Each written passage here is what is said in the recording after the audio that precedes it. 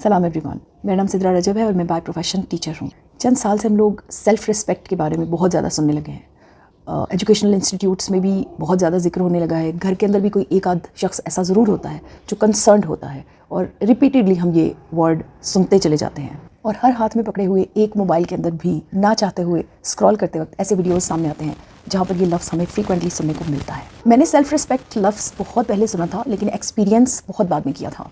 जब आप self respect की बात सुनते पढ़ते हैं तो जनरली हमारे दिमाग में जो स्केच आता है वो है खुद की इज़्ज़त, सेल्फ़ रिस्पेक्ट।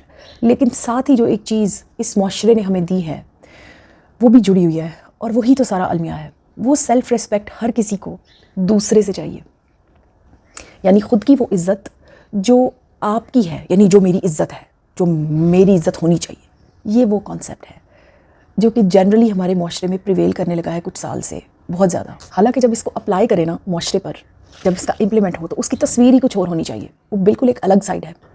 हमारे माशरे में छोटे बच्चे को मारा जाना एक रूटीन की बात है और जस्टिफाइड है। सबसे बड़ा जुल्म यह है कि वो जस्टिफाइड है, और ये भी एक नोटिफाइड चीज़ है कि जब जब वो बच्चा बड़ा होता जाएगा उस मार में कमी आती जाएगी और वो एक रिस्पेक्ट गेन करता जाएगा। वो रिस्पेक्ट सेल्फ़ रिस्पेक्ट के खाते से कब की निकल चुकी। सेल्फ़ रिस्पेक्ट बहुत बचपन की बात होती है, वो निकल के अब माशरे से मिलने वाली वो रिस्पेक्ट है जिसको हम किसी हद तक सोशल रिस्पेक्ट कह सकते हैं।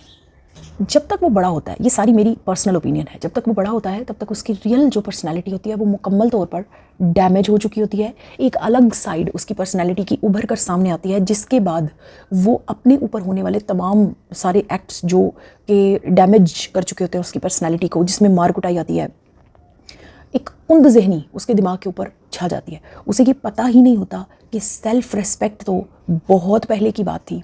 आज वो सेल्फ़ रिस्पेक्ट पे क्रॉस भी लग चुका, मैं प्रेजुडिस्ड भी हो चुका, और अब मैं उस डंडे को पकड़ चुका जो कभी मुझे पड़ता था।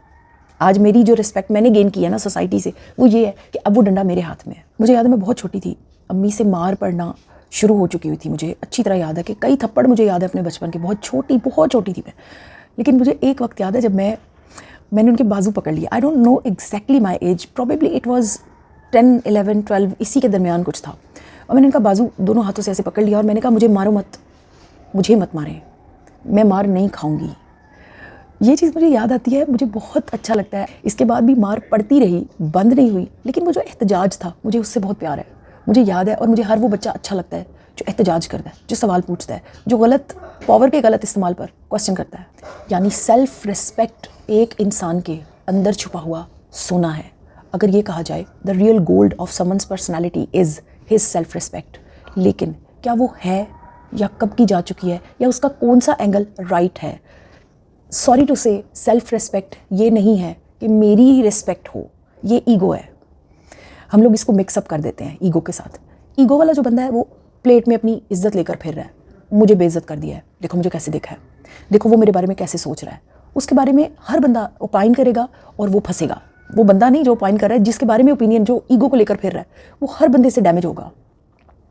सेल्फ़ रिस्पेक्ट का गेम, सेल्फ़ रिस्पेक्ट का ग्राउंड ही अलग है। That is related to the level of someone's respect that has been risen inside, जो कि अंदर से उठी है। उसे किसी ने बनाया नहीं, उसको किसी की रिस्पेक्ट की ज़रूरत नहीं, उसे किसी की अच्छी ओपिनियन की ज़रूरत नहीं। ये वो बंदा नहीं है जिसको ये फ़िक्र है कि कौन मेरे बारे में क्या सोचता है या मैं सबकी नज़र में अच्छा बन जाऊँ। ये वो बंदा है जो सबसे पहले अपनी नज़र में अच्छा बनेगा, अपनी नज़र में स्ट्रॉन्ग बनेगा। उसे अपने से फ़र्क पड़ता है, किसी दूसरे से नहीं पड़ता। अच्छा, अब इस साइड का एक और भी एंगल है। हमारे माशरे में कहा जाता है ना, इज़्ज़त कीजिए बड़ों की या मेरी, क्योंकि मैं बॉस हूँ, I am the boss, I am the authority. तो वो जो इज़्ज़त पा रहा होता है उसके बदले में, वो भी इज़्ज़त नहीं होती है, वो भी रिस्पेक्ट नहीं होती है। सेल्फ़ रिस्पेक्ट तो उसकी कब की मर चुकी, जो किसी को ये कह रहा है कि मेरी इज़्ज़त कीजिए। रिस्पेक्ट भी नहीं है वो। बाय फोर्स करवाया हुआ कोई भी एक्ट टाइटल रखता है जो, वो फेक है। यानी बाय फोर्स करवाया हुआ प्यार फेक है, बाय फोर्स करवाया हुआ कोई भी काम, दैट इज़ फेक। अब आते हैं सोल्यूशंस की तरफ। मैं बड़े वसौक से ये कह सकती हूँ कि मैं अपनी कम्युनिटी में, अपनी कंपनी में ये बात अक्सर व बेशतर करती हूँ और बहुत क्लियर हेडेड हूँ मैं इस बारे में कि self respect is not a reward, should never be a reward, it should be a duty. यानी हर टाइम एक शख्स का सेल्फ एक्टिव रहे इस बात के लिए कि मैं रिस्पॉन्सिबल हूँ अपनी इज़्ज़त के लिए। उसे किसी दूसरे से सेल्फ रिस्पेक्ट नहीं चाहिए। अगर हम खुद अपने अंदर रिस्पेक्टफुल होंगे, हमें किसी भी बच्चे को ये कहने की ज़रूरत नहीं पड़ेगी कि कैसे बात किया तुमने मुझसे। I never said this to my children, क्योंकि उन्होंने मुझसे बिल्कुल वैसे ही बात की है जैसा मैंने खुद को बिल्डअप किया है। अगर मैंने उनको बताया है कि मैं सेल्फ रिस्पेक्ट रखती हूँ, मैं रिस्पेक्टफुल हूँ, तो ये वर्ड्स में बताने वाली बात नहीं है। वो रोज़ मेरे साथ 24 आवर्स गुजारते हैं। They know me, they know my behaviours, they know my levels. मैं जिस तरह से खुद मैं उनसे बात करूँ येल करके, शाउट करके, और उनसे उम्मीद करूँ कि वो मेरे साथ पोलाइट रहें, this is the biggest mistake जो हम हर जगह पर करते हैं, हर रिश्ते में करते हैं। जो सलूक हम खुद से दूसरों से चाह रहे होते हैं ना कि मेरे से ऐसा सलूक करो, वो सलूक हम खुद नहीं कर रहे होते दूसरों के साथ। Think about it. So shortly and precisely, self-respect is a very serious issue that should be discussed with ourselves. किसी से भी सेल्फ रिस्पेक्ट लेने का ख्याल बिल्कुल गलत है, ये अनजस्टिफाइड है। Self respect is related to ourselves, हमारे से रिलेटेड है। मेरी अपनी इज़्ज़त की बात हो रही है और मेरी ड्यूटी की बात हो रही है।